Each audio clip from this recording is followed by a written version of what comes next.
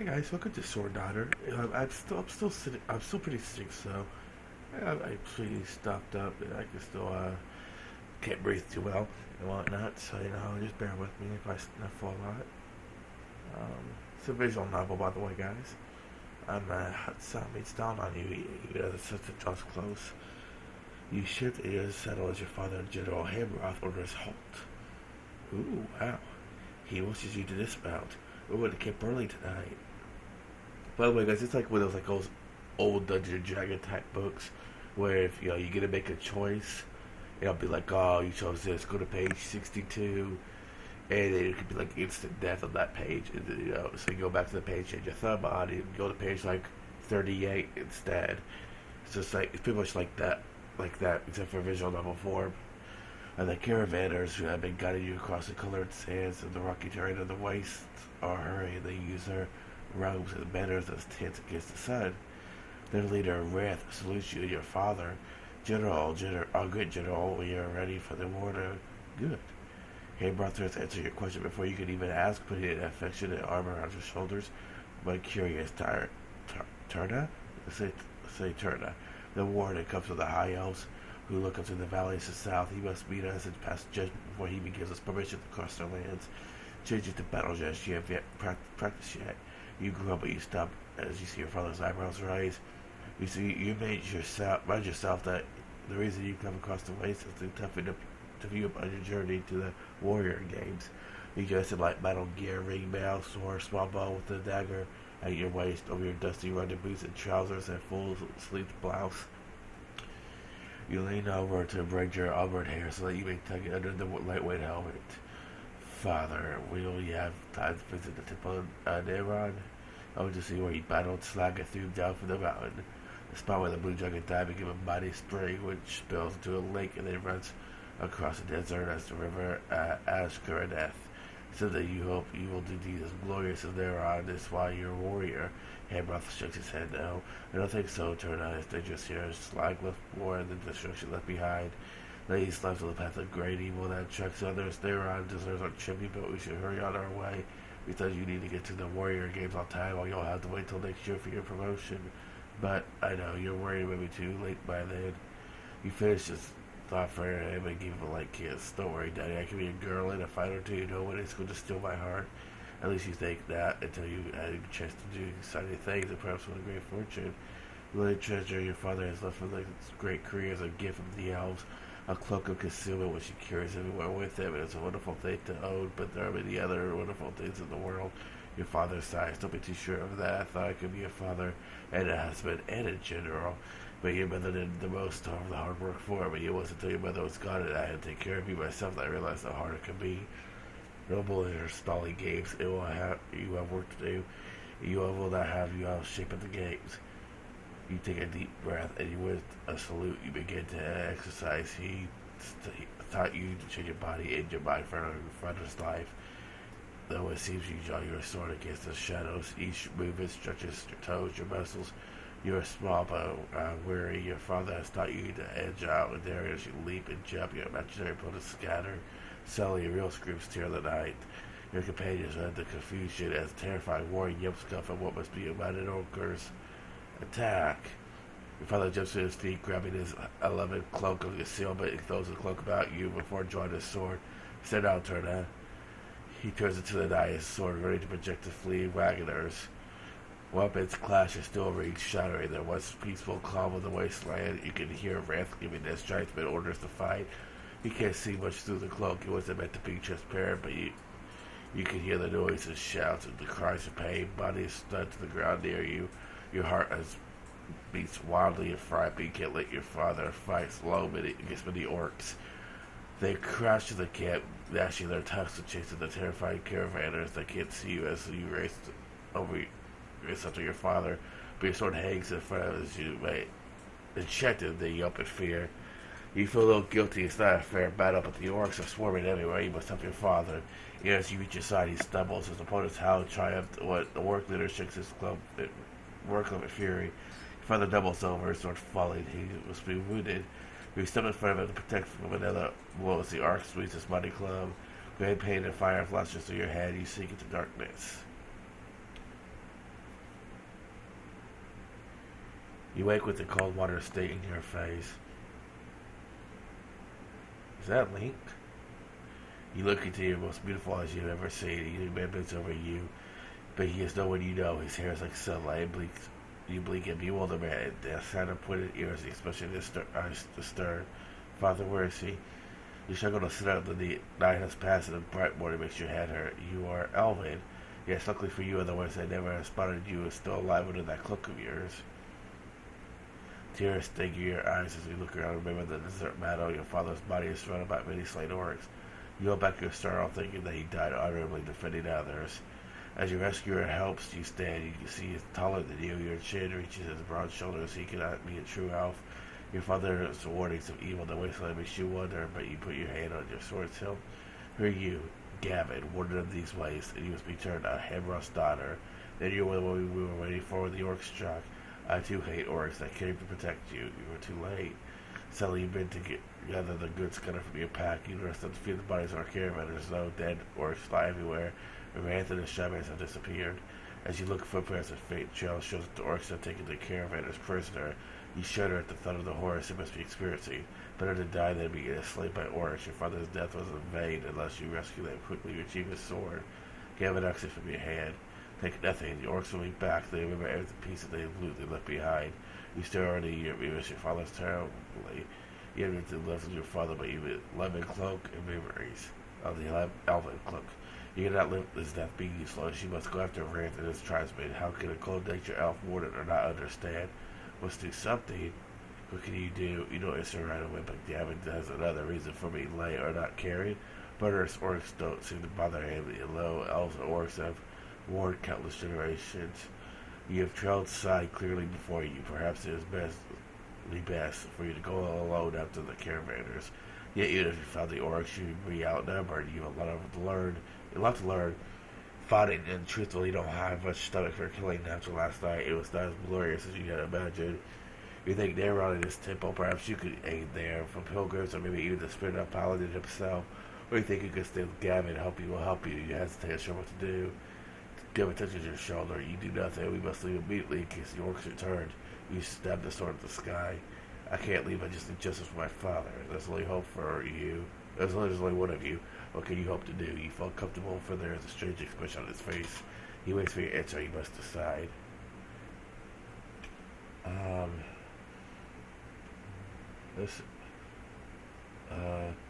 Let's actually take us to Neron.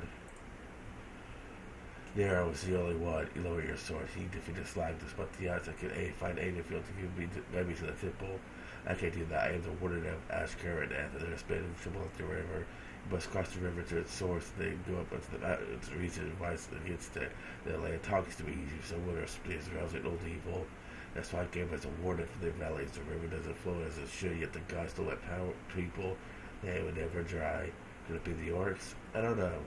Gavin looks Gavin turns to look at you. A faint bruise ruffling his hair. You think that he is handsome in this way.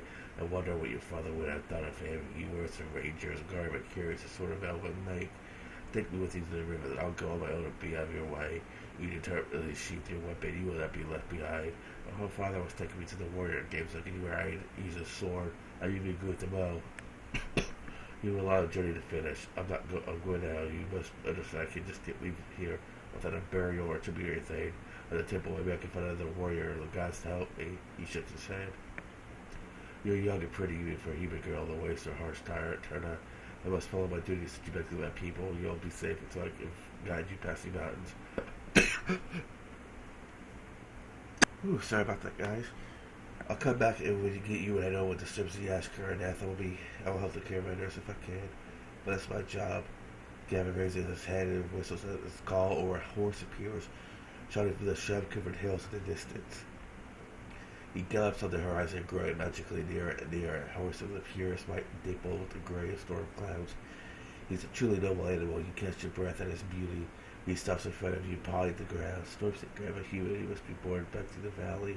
Will you carry her for me? The large brown eyes of the creature consider you with intelligence. You think of appealing to it, anything to keep from getting left behind, or your course before it's begun. Alright, let's plead with him. Stormseeker paws the ground as though he senses you're unhappy, but he does nothing. You must help yourself. Oh, Gavin, you must let me go with you. Don't ignore me because of female. Blasphemy, you must not fighters no women. I'm no less. You of all people should be the last to condemn me. I should? Gavin, the half-breed, half-elf, and half-human. I know less than half about anything. Stormseeker circles about the two of you.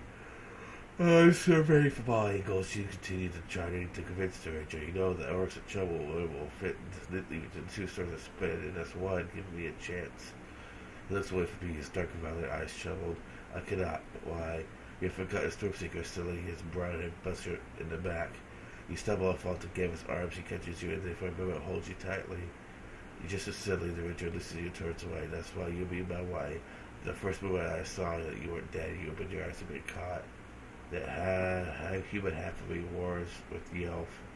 I can't take you to now. You're stung, yet fossils are the same for him. It bewilders and frightens you.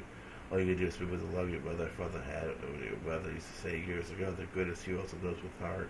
You don't say anymore because you don't wish him to know you are also attracted. If he knew you were afraid, he would be even more determined to keep you from harm's way. Stormseeker. You whirl toward the horse. Don't give it as when the horse's joined to her will be stronger together.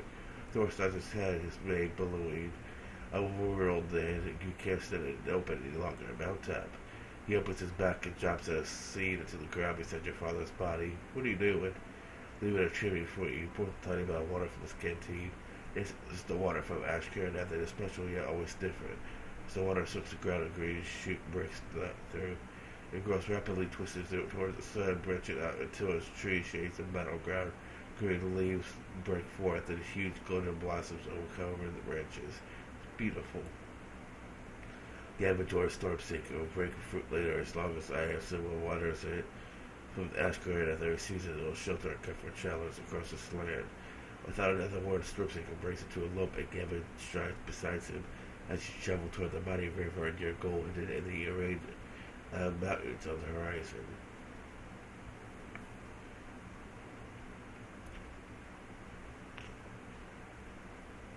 The day is long. Gavin runs slightly easily beside you, and you talk of many things. He tells you of the beauty of the Green Valleys where he lives and where the Ashkar has brought life back to the land. You tell him of your father. I heard of Hamroth. You will spoken of elves and men. You remember the elven cloak Gavin stowed in his backpack before he left. Was the cloak a gift from your valley? No, but we elves halfway know what happens. You read Stormseeker and Celis. You're glad that Gavin knows of your father and wish that Hamroth could have met the Ranger.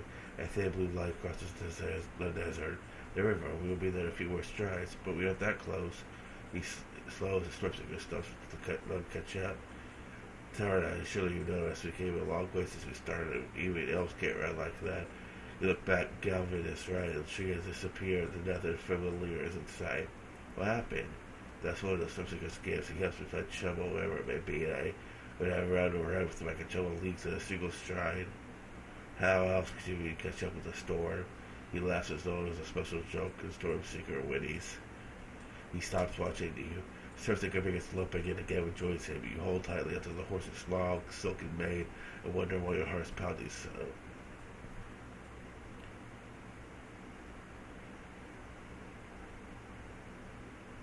The river appears before you, and disappointingly it is scarcely more than a wide stream. Gavin kneels before. It's slow, the river is drying up, which will be a terrible drought. He stands. It was hurrying you to the tip. I can't wait much longer to find out what's happening. Sorry, Gavin. Past your booted foot. It's not your fault, Turner. Okay, there we go. So you are at the base of the massive purple mountains that rise abruptly from the desert sands. There's a little greenery here. Stormseeker lowers his head and it crops a few shoots of growing grass. The land is dappled with the black stone. You see rock like that formed the stone from a volcano. Go and help you down from the Stormseeker's back. What happened here? Looks like the mountains were burned. They were by slag. Blue juggers breathing a lightning bolt instead of fire. You laid waste here many times. So made an elves and dwarfs who came to kill him. After a while, no one else was brave enough. He calmly told Neron, gave it up, points up the mountain. Stormseeker can't make it up there. We can climb from here, take a shortcut, or we can ride around the mountains and take the pass. It's like that we should run until tomorrow. Even the Stormseeker gets tired. The stallion shakes his head vigorously as though denying it, but Gavin laughs at him. You're in a hurry, but the mountain looks sharp enough fairly. You are tired. Well, let's climb the mountain. You slap Stormseeker's back. The curve of escape much less longer. Gavin takes a rope from his back and addresses the Stormseeker. Wait here for us, but as long as you're safe, look questioningly at the ranger. There are many creatures that roam the ways. He was wild. There's even more Beru of a stone troll in the mountains. I can't ask Stormseeker to wait for us. It's not safe. He answers a stallion, tosses his head, and trots off to the lake. When you turn your attention to that mountain, it isn't broken. It looks to be long but easily climbed. There are many foot and hand soles from previous climbers. With a deep morass, reminding yourself that the temple is on the top you start. The rock is harsh and cutting. You get higher and higher. Your fingers grow raw. You stop with a cry and rest on a ledge. Gavin draws him in with you. It's strong. You hid your hands in your lap, though they hurt terribly. Nothing. He reaches out and touches your hand gently. You're in a hurry. He touches each palm tenderly before bandages you. You're full of emotions knitting you. Your hands tremble as you loosen them from Gavin's. He smiles as though reading your thoughts. The tree continue climbing as the mountain becomes steeper and sooner you must use your hand daggers and spikes to pull yourself up. You're near the top. It becomes a plain that has been many years since the pilgrims can't come this way. Look at Neron's temple. You pause for breath. Is it in the ruins? That's why. Oh, you mean the temple? He shrugs, wind blows across his face. You see Dizzy jump to the ground below behind him. At one time, hundreds used to visit both this way and on the road, but it's been a long time. Low to elf, or even half-elf, it is even longer to you. You shudder, hoping your ship won't be in vain. Suddenly, rocks and gravel rain from above. You look up to the shadows, but you can't see anything. You wish to protect your face as more gravel falls. Strange echoes from above. Catching glimpse of long arms, monster glaring down at you, his name gleam. Gavin grabs you and you freeze to the mountainside. It's a troll. There's still some dead live with the fight at the temples just above.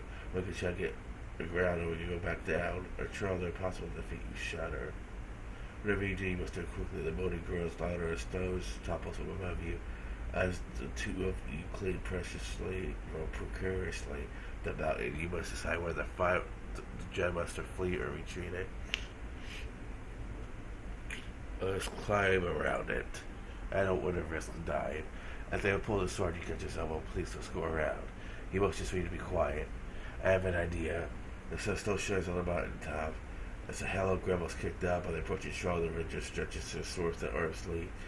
As you watch, the blade just catches says glimmers. A glimmer. Gavin moves slightly, and a beam of light glitters off the sword and shoots towards the mountain. Sunlight will kill the monster. The troll screams of terror and scribbles away. That should hold it for a while. He places his weapon, takes your hand, and pulls you up the remaining pathway. You're nearly at the top, breaking it under the rope block your path, and two of you use your swords to hack through it, your way through it. That only means your blade will be steadily dull and nicked by the time you get free.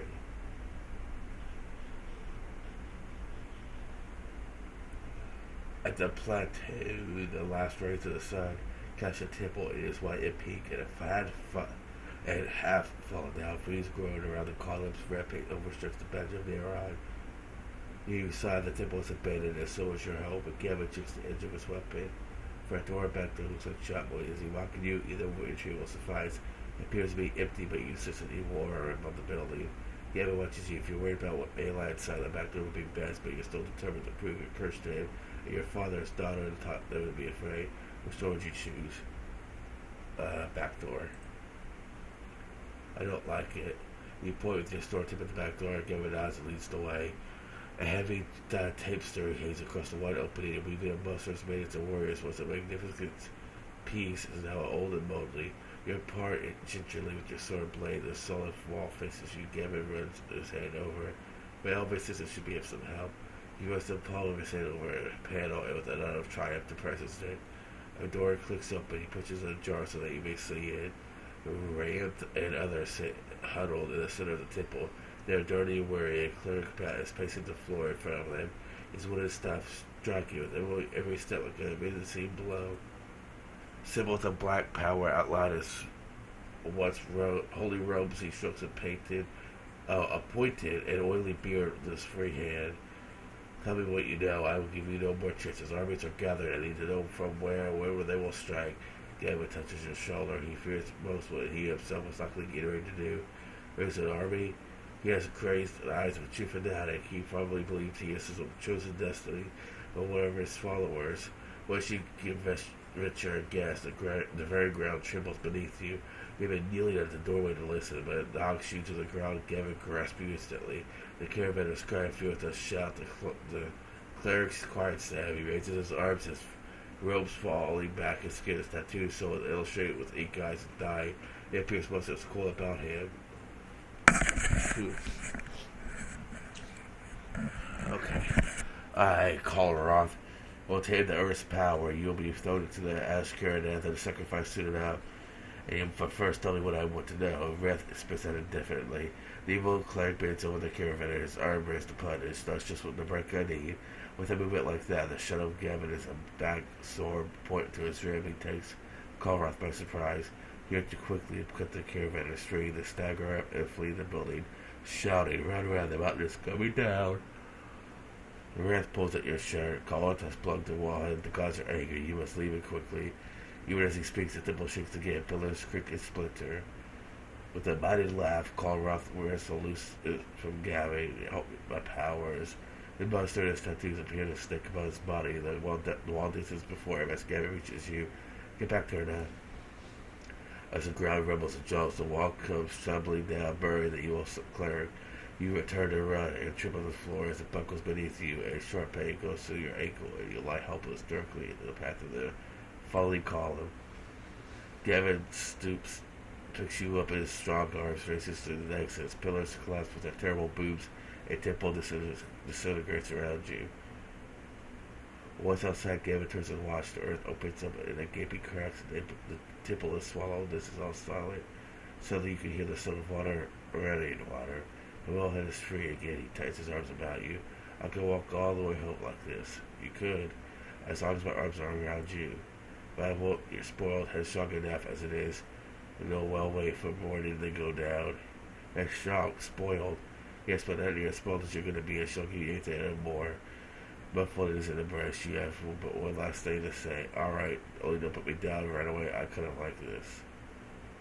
And he does it.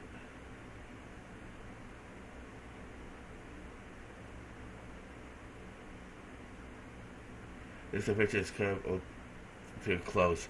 But every path is only part of the story. Turn back to the pages of time. Make a difference in choices. And find new rewards waiting for you. You have reached 1 out of 22 possible endings. Wow. Did